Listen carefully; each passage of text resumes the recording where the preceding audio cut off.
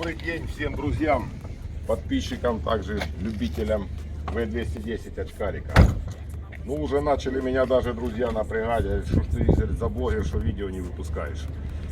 Ну вот, решил сегодня немножко короткое видео сделать именно по теме чисто очкарика. Поэтому сегодня чисто любителям Mercedes V210 посвящается. Таким же, как и я его сам очень люблю. Вот, сегодня речь пойдет о такой проблемке. Стук в подвеске у меня был. Вот. Очень долго не мог победить. Задняя подвеска, правая сторона стучала. Сейчас я вам на эстакаду заеду и покажу, что было. Очень интересно будет, я думаю.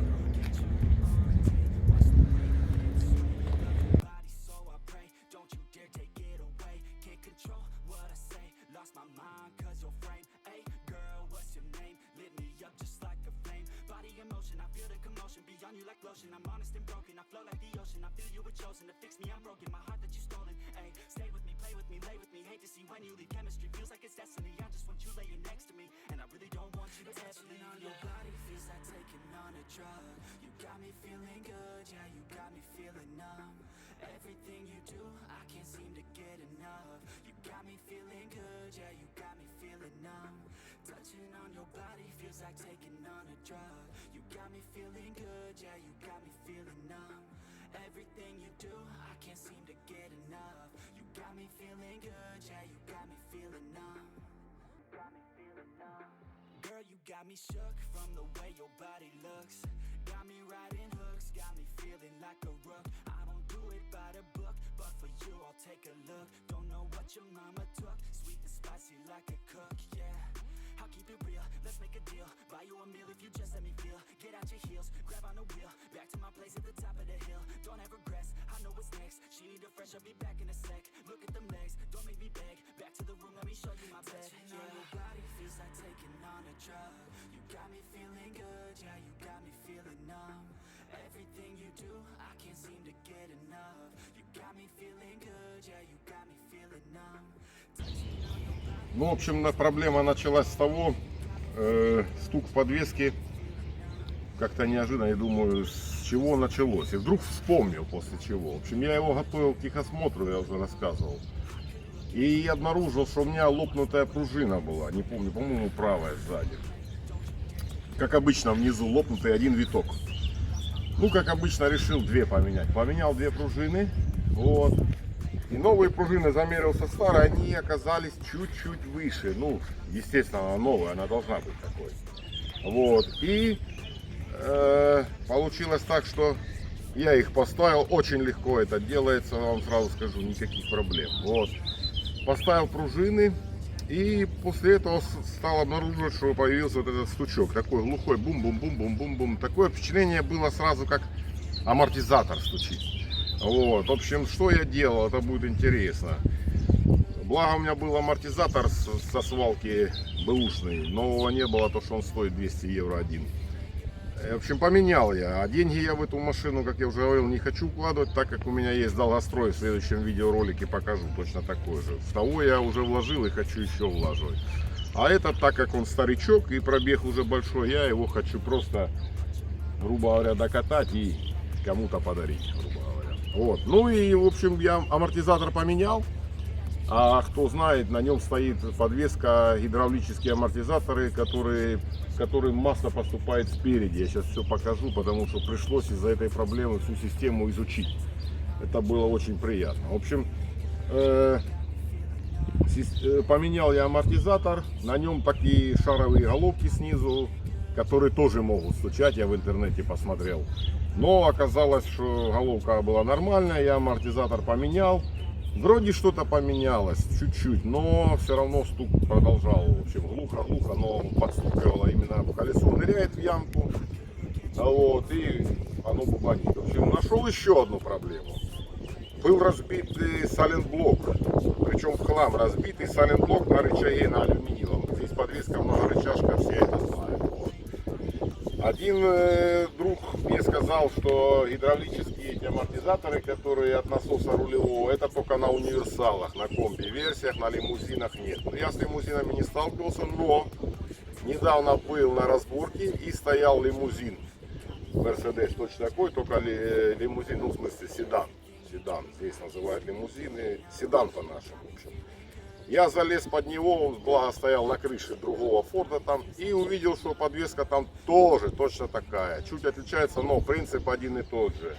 А именно, работают амортизаторы следующим образом. Давление от насоса рулевого управления подается назад через регулировочный кран нагрузки и к амортизаторам. Сейчас я вам все покажу. Если кто не знает, особенно будет интересно, кто не сталкивался. В общем, поменял я сайлентблок, копейки он стоит, там 2 евро. Поменял сайлентблок, оба сайлентблока, левый и правый, парами обычно меняют. Думаю, ладно, сделаю так. Да, что-то изменилось, но все равно, в общем, стук остался. Поднял на подъемник, давай еще искать. Нашел еще один сайлентблок, но он не сайлентблок, типа втулочка, тоже сейчас покажу. Поменял левую и правую сторону. Стук не прекратился. Все равно что-то поменялось, но тем не менее едешь, прислушиваешься, уже становишься как больной, в каждую кочку прислушиваешься. Это продолжалось, друзья, месяц где-то. Вот. И в чем была причина? В общем, нашел я причину, поставил назад старый амортизатор, потому что его родной, потому что понял, что не в нем дело. А причина была следующая. Пойдемте, я вам сейчас покажу, как это работает. И покажу вам, насколько все оказалось просто. Не знаю, получится без фонарика, но может быть принесем фонарик.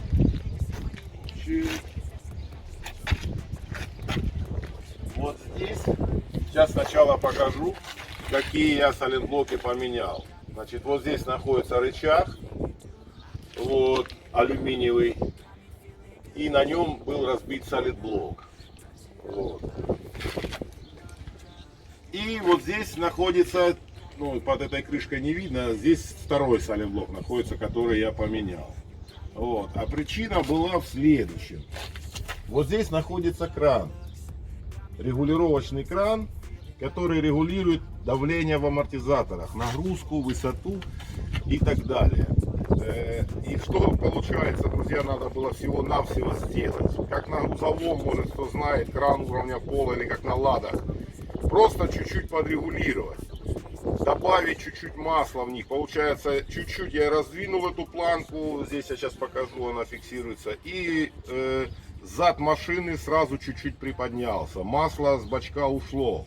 Вот. И стук пропал. Все. То есть машина вообще стала мягче, по-другому себя вести. То есть это говорит о том, что новый амортизатор оказался вот настолько выше. И поэтому этот кран оказался ниже. Всего-навсего подрегулировал этот кран и все. Сейчас я вам покажу трубки, которые идут, которые я изучил. Одна трубка идет, вот она. Она идет, это подача. Ее все знают, она, кстати, прогнивает очень сильно под крылом. На многих я слышал и видел, меня тоже почти прогнивало. Вот, она идет назад, эта трубка. Это подача масла от рулевого насоса. Насос рулевой имеет две секции. Одна секция обслуживает рулевую рейку, вторая секция обслуживает вот эту подвеску заднюю. И вот получилось, что одна трубка идет как раз на этот кран. От этого крана сразу же она идет в обрат, в бачок, насос рулевого управления. Вот она. Я вам покажу. Вот она, эта трубка, которая идет в обрат. Вот. И третья трубка тоненькая идет к амортизаторам, к левому и к правому через тройник. Вот такие, ребята, дела. Вам покажу. Здесь находится бачок, все знают.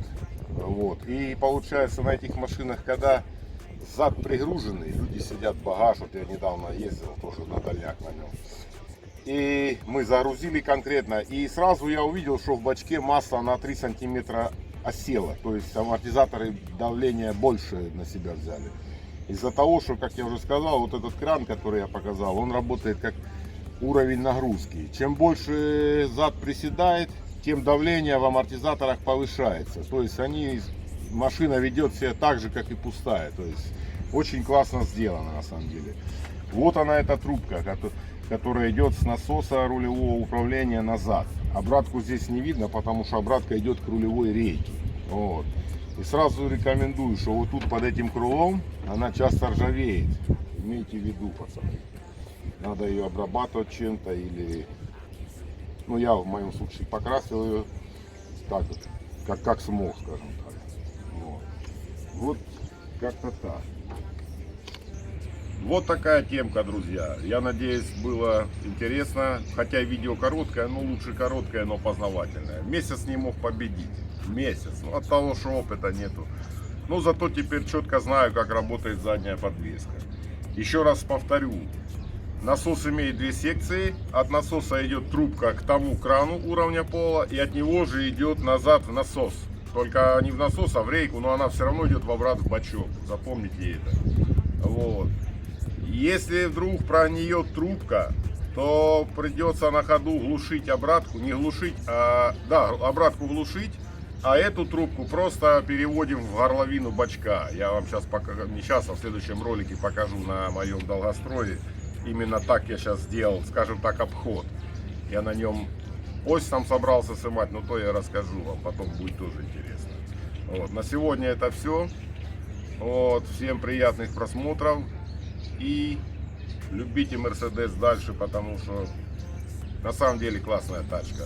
Ржавеет, правда, да, базара нету. Но какой кайф на ней ездить, это просто.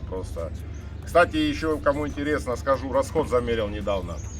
В общем, ездил в Кёльн, это от меня 623 километра. В общем, четко по калькулятору высчитал, расход стрельнул по автобану, ну и плюс там по городу покатались. С полной загрузкой, ну не с полной, так почти полной. В общем, расход выстрелил 9,4 литра на сотню.